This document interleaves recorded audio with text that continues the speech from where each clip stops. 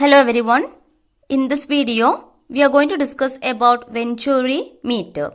Venturi meter, it is actually a device which is used to measure the flow speed of incompressible fluid. We know that for an incompressible fluid, its density is the same throughout. You can see a schematic diagram of the Venturi meter here. It consists of a tube with a broad diameter and with a small constriction at the middle.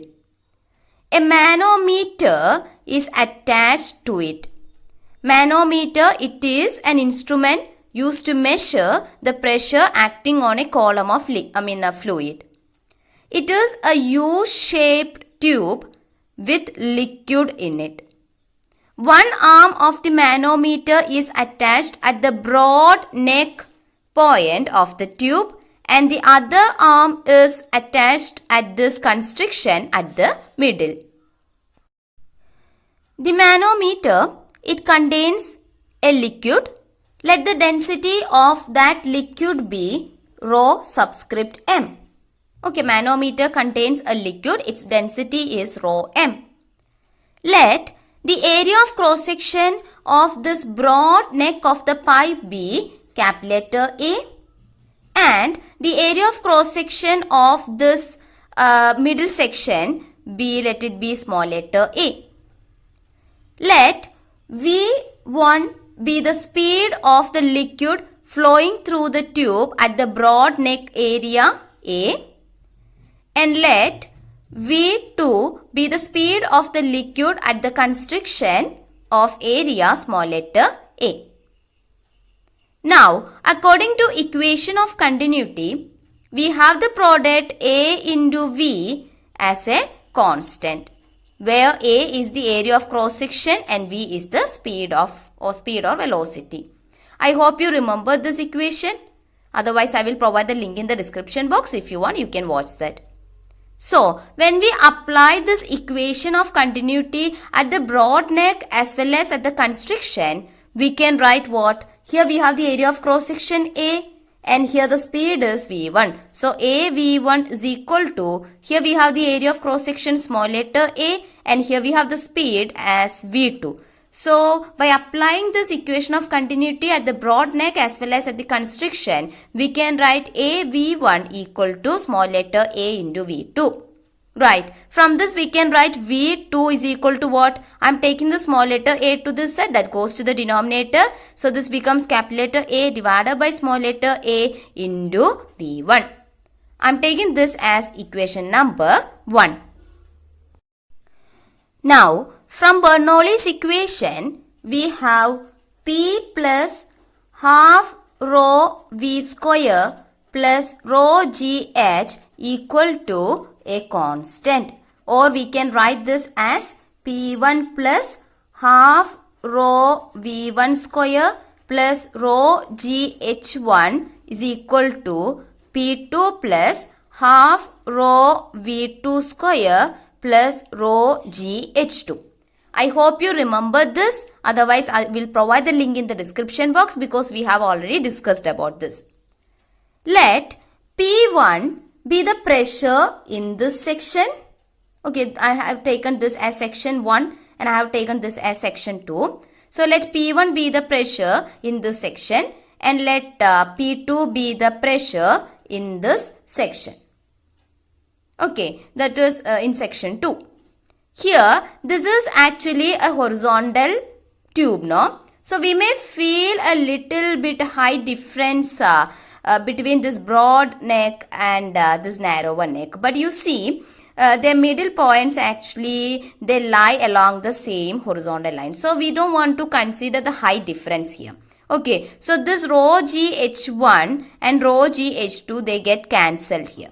Alright, so here this equation, this Bernoulli's equation can be written as, here the pressure is P1. Okay, P1 plus half into rho, density of that liquid rho into, then here the velocity is V1 square. So V1 square is equal to, here the pressure is P2. So P2 plus half rho into, here the velocity is V2 square. Here actually we don't want to consider the height difference. So these two actually get cancelled, or we can neglect these two terms here. Alright. Next I am taking this P2 to this side, and I am taking this half rho V1 square to this side. So this becomes P1. When I am taking this P2 to this side, this becomes minus P2 equal to, here we have half rho V2 square. No, what is V2? From equation number 1 we have V2 is equal to A by A into V1. So V2 square will give us A by A the whole square into V1 square. Okay, and I am taking this plus 1 by 2 rho V1 square to this side, so that it becomes minus half rho V1 square. Okay, then this is equal to what? See, half rho V1 square is common in both these two terms. No, so I am taking it outside. Half rho V1 square into, here we have A by A the whole square. Okay, A by A the whole square, then minus 1. Okay, that is we are getting P1 minus P2 is equal to half rho V1 square into A by A the whole square minus 1. I am taking this as equation number 2. Where this P1 minus P2 gives us the difference in pressure. This pressure difference causes the fluid in the U-shaped manometer tube connected at the narrower neck to rise in height in comparison to this arm which is connected at the broader neck. So let the height difference, that is this much height difference is here. So let this height difference be small letter h. See, due to this pressure difference P1 minus P2, there is a difference in height h. That is, there is a difference in height of this liquid in the U-shaped tube now. This pressure difference will be proportional to this height difference. While we have discussed about variation of pressure with depth, we actually got an expression that P2 minus P1 is equal to H rho G, where P2 was greater than P1. I hope you remember this equation, otherwise I will provide the link in the description box. So here in our case, the pressure difference is actually P1 will be greater than P2 here. So in our case, the pressure difference will be P1 minus P2. Okay, P1 minus P2 is equal to height difference is H and density of that liquid. Okay, density of the liquid in the manometer tube is rho M. Okay, into G. I am taking this as equation number 3. Now, compare these two equations 2 and 3. Here we have P1 minus P2 as this and P1 minus P2 as this. Okay, so we can equate these two, no, because see, their left hand sides are the same, no, so we can equate their right hand sides, right? So when we equate their right hand sides, we can write what? H or half rho V1 square into A by A the whole square minus 1 is equal to what? H rho M into G. Okay, I want to know about actually V1 square, which is the speed of the fluid at the broad or wide neck. So I am taking all other terms to the other side.